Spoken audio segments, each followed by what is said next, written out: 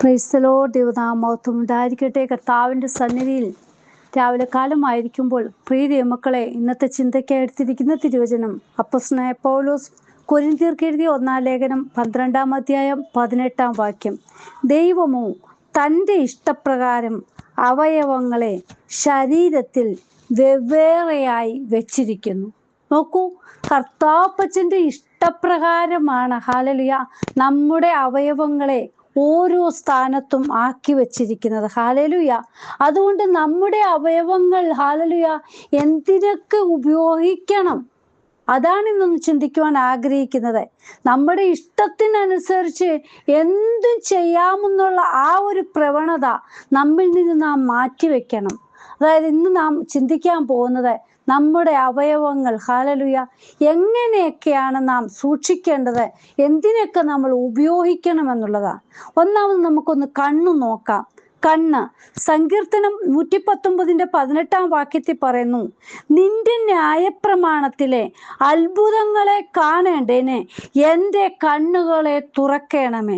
പ്രീതി മക്കളെ, നോക്കൂ, ന്യായപ്രമാണത്തിൽ എഴുതിയിരിക്കുന്നതിൻ്റെ അന്തസത്ത മനസ്സിലാക്കുവാൻ ഹൃദയത്തിൽ നിന്ന് അകക്കണ്ണ് തുറന്നെങ്കിൽ മാത്രമേ സാധിക്കുകയുള്ളൂ. നോക്കൂ, ശരീരത്തിൻ്റെ വിളക്ക് കണ്ണാണ്. കണ്ണ് ചൊവ്വുള്ളതെങ്കിൽ നിന്റെ ശരീരം മുഴുവനും പ്രകാശിതമായിരിക്കും.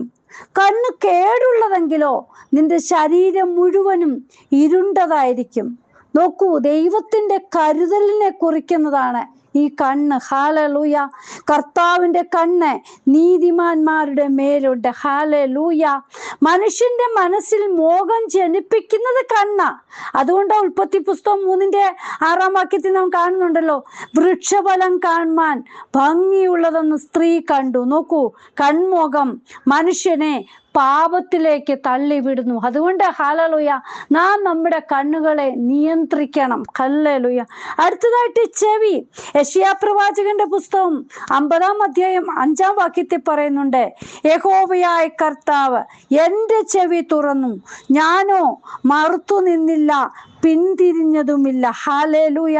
നോക്കൂ പ്രിയ മക്കളെ, ചെവി യഹോവയായ കർത്താവ് പറയുന്ന നിർദ്ദേശങ്ങൾ കേൾക്കേണ്ടതിനെ നാം ഉപയോഗിക്കണം. നോക്കൂ, ചെവി കൊണ്ട് നാം കേൾക്കുക മാത്രമല്ല, അനുസരണവും ഇതിൽ കൂടി വരുന്നുണ്ട്.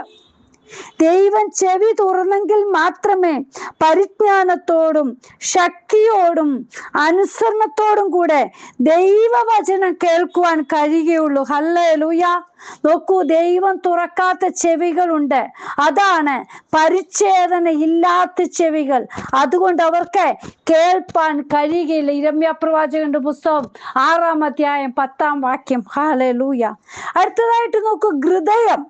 അപ്പോസ്തലപ്രവൃത്തി 16-14 വാക്യത്തിൽ കാണാൻ കഴിയുന്നുണ്ട്, തുയതൈര പട്ടണക്കാരത്തിയും രക്താംബരം വിൽക്കുന്നവളുമായി ലുദിയ എന്നു പേരുള്ള ദൈവഭക്തിയായ ഒരു സ്ത്രീ കേട്ടുകൊണ്ടിരുന്നു. പൗലോസ് സംസാരിച്ചത് ശ്രദ്ധിക്കേണ്ടതിന് കർത്താവ് അവളുടെ ഹൃദയം തുറന്നു. നോക്കൂ പ്രിയ മക്കളെ, ദൈവവചനം ശ്രദ്ധിക്കുവാൻ കർത്താവ് ലുദിയയുടെ ഹൃദയം തുറന്നു. ഹല്ലേലൂയ. മനുഷ്യന്റെ പ്രവൃത്തികളെ മുഴുവൻ നിയന്ത്രിക്കുന്ന ഹൃദയമാണ് ജീവന്റെ ഉത്ഭവസ്ഥാനം. സദൃശവാക്യങ്ങൾ 4:23 സകല ജാഗ്രതയോടും കൂടി നിന്റെ ഹൃദയത്തെ കാത്തുകൊള്ളുക, ജീവന്റെ ഉത്ഭവം അതിൽ നിന്നല്ലോ ആകുന്നത്. നോക്കൂ പ്രിയ മക്കളെ, സ്വന്തം ദുഃഖത്തെ അറിയുന്നത് ഹൃദയമാണ്. മാനുഷ്യ വികാരങ്ങളുടെ എല്ലാം കേന്ദ്രം ഹൃദയമാണെന്ന് തന്നെ പറയാം. ഹൃദയം ശുദ്ധിയുള്ളവരാണ് ഹല്ലേലൂയ ദൈവത്തെ കാണുന്നത്. അതായത് മത്തായി സുവിശേഷം 5:8 പറയുന്നുണ്ടല്ലോ, ഹൃദയ ശുദ്ധിയുള്ളവർ ഭാഗ്യവാന്മാർ, അവർ ദൈവത്തെ കാണും. ഈ ദിവസങ്ങളിൽ നമ്മൾ ഹൃദയശുദ്ധിയുള്ളവരായി നമ്മുടെ ഹൃദയത്തിൽ നിന്ന് വേണ്ടാത്ത ദൈവഹിതമില്ലാത്ത ചിന്താഗതികളൊക്കെ മാറ്റിവെച്ച് കർത്താവിന് വേണ്ടി നമ്മൾ തുറന്നു കൊടുക്കുന്നവരായിരിക്കണം. അപ്പോഴാണ് ഹല്ലേലൂയ ആ ദൈവവചനം കേൾക്കുവാൻ വേണ്ടി, അത് മനസ്സിലാക്കുവാൻ, അനുസരിക്കുവാൻ വേണ്ടി ഹല്ലേലൂയ ഒരു ലുദിയായുടെ ഹൃദയം ദൈവം തുറന്നതുപോലെ ഇന്ന് നമ്മുടെ ഈ വചനം കേൾക്കുന്ന ഓരോ മക്കളുടെയും ജീവിതത്തിൽ ഹൃദയം തുറക്കട്ടെ. അപ്പന്റെ വചനം ഹൃദയത്തിന്റെ ഉള്ളിലേക്ക് ആക്കി വെക്കുവാൻ ദൈവം കൃപ തരട്ടെ. ഹല്ലേലൂയ. ക്രിസ്തു വിശ്വാസത്താൽ ഹൃദയത്തിൽ വസിക്കുന്നത് മൂലമാണ് ക്രിസ്തുവിന്റെ സ്നേഹം വിശുദ്ധന്മാർക്ക് ഗ്രഹിക്കുവാൻ കഴിയുന്നത്. ഹല്ലേലൂയ. അടുത്തതായിട്ട് നമുക്ക് ഹല്ലേലൂയ സങ്കീർത്തനങ്ങൾ 51:15 പറയുന്നു, കർത്താവേ എന്റെ അധരങ്ങളെ തുറക്കണമേ, എന്നാൽ എന്റെ വായ് നിന്റെ സ്തുതിയെ വർണ്ണിക്കും. ഹല്ലേലൂയ. നോക്കൂ പ്രിയ മക്കളെ, ഹൃദയത്തിൽ നിറഞ്ഞു കവിയുന്നതല്ലോ വായ് പ്രസ്താവിക്കുന്നത്. ഹല്ലേലൂയ. മുമ്പേ നമ്മൾ ഹൃദയത്തെ കുറിച്ച് പറഞ്ഞു. ദൈവത്തിന്റെ വചനം ഹൃദയത്തിൽ സംഗ്രഹിക്കുമ്പോൾ അത് നമ്മുടെ വായിലൂടെ ഹല്ലേലൂയ അതിവിടെ പറഞ്ഞല്ലോ, ഹൃദയത്തിൽ നിറഞ്ഞു കവിയുന്നതല്ലോ വായി പ്രസ്താവിക്കുന്നത്. ഹല്ലേലൂയ. അപ്പന്റെ നല്ല വചനങ്ങൾ നമ്മുടെ ഹൃദയത്തിൽ സംഗ്രഹിക്കുമ്പോൾ ആ നല്ല വചനങ്ങൾ നമ്മുടെ വായിൽ നിന്ന് പുറപ്പെടുവാൻ ഇടയായിത്തീരും. ഹല്ലേലൂയ. നല്ല മനുഷ്യൻ തന്റെ ഹൃദയത്തിലെ നല്ല നിക്ഷേപത്തിൽ നിന്ന് നല്ലത് പുറപ്പെടുവിക്കുന്നു. ആയതിനാൽ നാം നല്ലത് പുറപ്പെടുവിക്കുവാൻ നമ്മുടെ വായ് ഉപയോഗിക്കണം. ഹല്ലേലൂയ. മനുഷ്യന് വായ് കൊടുത്തതാർ യഹോവയായ ദൈവം തന്നെയാണ് പ്രിയ മക്കളെ. ഹല്ലേലൂയ. അതുകൊണ്ട് യഹോവയായ ദൈവം നമ്മുടെ വായോട് കൂടെ ഇരുന്ന് ദൈവിക അരുളപ്പാടുകൾ പ്രസ്താവിക്കുവാൻ നമുക്ക് ഉപദേശിച്ചു തരും. ഈ ദിവസങ്ങളിൽ നമ്മുടെ വായ് ഹല്ലേലൂയ അപ്പന്റെ നാമം പറയുവാൻ ഉപയോഗിക്കട്ടെ. ഹല്ലേലൂയ. അടുത്തതായിട്ട് നോക്കൂ, കൈ. സങ്കീർത്തനങ്ങൾ 28:2 പറയുന്നുണ്ട്, ഞാൻ എൻ്റെ കൈകളെ വിശുദ്ധാന്തർ മന്ദിരത്തിങ്കിലേക്ക് ഉയർത്തി നിന്നോട് നിലവിളിക്കുമ്പോൾ എൻ്റെ യാചനകളുടെ ശബ്ദം കേൾക്കണമേ. പ്രിയ മക്കളെ, ഹല്ലേലൂയ. ദൈവസന്നിധിയിൽ ഉയർത്തുവാൻ, അപ്പന് നന്ദി കരേറ്റുവാൻ, അപ്പന് മഹത്വം കരേറ്റുവാൻ, ഹല്ലേലൂയ പറയുവാൻ, നമ്മുടെ കൈകൾ ഉയർത്തി അപ്പനെ സ്തുതിക്കുവാൻ ഈ ദിവസങ്ങൾ ഇടയാകട്ടെ. ഹല്ലേലൂയ. കൈകൾ കൊട്ടി അപ്പനെ ആരാധിക്കുക, കൈകൾ അടിച്ചപ്പനെ ആരാധിക്കുക. ഈ ദിവസങ്ങളിൽ ഹല്ലേലൂയ പലരും ഹല്ലേലൂയ കൈകൾ കെട്ടി ഹല്ലേലൂയ അങ്ങനെ അടക്കി വെച്ചിട്ടുണ്ട്. ഹല്ലേലൂയ. ഈ ദിവസങ്ങൾ നമ്മുടെ കൈ ഒന്ന് തുറക്കാം, നമ്മുടെ കൈകളൊന്ന് അടിച്ചൊന്ന് പാട്ട് പാടി ആരാധിക്കാം. ഹല്ലേലൂയ. ദൈവത്തിന്റെ ബലമുള്ള കൈക്കിഴി താനിരിപ്പാൻ അപ്പോസ്തല പ്രവൃത്തി ഹല്ലേലൂയ അപ്പോസ്തലനായ പത്രോസ് നമ്മളോട് പറയുന്നുണ്ടല്ലോ പ്രിയ മക്കളെ. സങ്കീർത്തനം 73:23 പറയുന്നുണ്ട്, നീ എന്നെ വലം കൈക്ക് പിടിച്ചിരിക്കുന്നു. ഹല്ലേലൂയ. പ്രിയ മക്കളെ നോക്കൂ, വലം കൈ പിടിക്കുന്നത് എന്തിനാ? സഹായം നൽകുന്നതിന്. ഹല്ലേലൂയ. നമ്മുടെ അപ്പൻ നമ്മുടെ കൈ പിടിച്ചിരിക്കുക. ഈ ദിവസങ്ങളിൽ കർത്താവിന്റെ കരങ്ങളിൽ നമ്മെ തന്നെ സമർപ്പിക്കാം. നമ്മുടെ കാൽ ഹല്ലേലൂയ റോമർക്കെഴുതിയ ലേഖനം 10:15 പറയുന്നു, നന്മ സുവിശേഷിക്കുന്നവരുടെ കാൽ എത്ര മനോഹരം. ഹല്ലേലൂയ. നമ്മുടെ കാൽ ഹല്ലേലൂയ പ്രിയ മക്കളെ എല്ലായിടവും ഹല്ലേലൂയ ചവിട്ടി കയറി പോകാനുള്ളതല്ല. ഹല്ലേലൂയ.